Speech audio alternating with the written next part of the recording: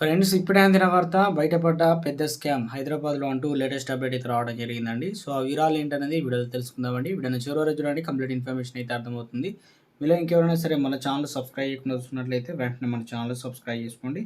ప్రభుత్వం నుంచి వచ్చే లేటెస్ట్ అప్డేట్స్ కూడా ముందుగానే అందించడం జరుగుతుంది. అదేవిధంగా లైక్ చేయడం మర్చిపోతున్నారు, వెంటనే లైక్ చేయండి. ఇక లేట్ చేయకుండా ఇలాగైతే వెళ్ళిపోదామండి మనం. పేరుతో డబ్బులు వసూలు చేసి ఏదైతే కోట్లకు కుచ్చుటొప్పు పెట్టాడు తాపీ మేస్త్రి.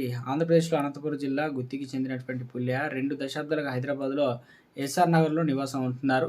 ఇక ఎస్ఆర్ నగర్లో పరిసర ప్రాంతాల్లో భవన నిర్మాణ మేస్త్రిగా పనిచేస్తున్నారు. స్థానికులతో సత్సంబంధాలు ఏర్పాటు చేసుకొని బీకే గూడ ఎస్ఆర్ నగర్లో 15 ఏళ్లుగా చిట్టి ఫైనాన్స్ వ్యాపారం నిర్వహిస్తున్నారు. అధిక వడ్డీ పేరుతో చెప్పి దాదాపు 300 పైగా ఖాతాదారులను జమ చేశారు. ఇక వారి నుంచి వసూలు చేసిన దాదాపు 700 కోట్ల రూపాయలు 70 కోట్ల రూపాయలతో ఉడాయించారు. కాగా పుల్లయ్య బాధితులు బల్కంపేట, ఎస్ఆర్స్ నగర్ మాత్రమే పరిమితం కాలేదు. అతని స్వస్థలమైన అనంతపురం జిల్లా గుత్తి, కర్నూలు అదేవిధంగా జిల్లాలో కూడా ఉన్నారు. చాలామంది తాము దాచుకున్న నగదుతో పాటు తమకు తెలిసిన వారి నగదును కూడా అధిక వడ్డీకి వస్తుందన్న ఆశతో పుల్లయ్య దగ్గర డిపాజిట్ చేయించిన వారి సంఖ్య ఎక్కువగా ఉంది.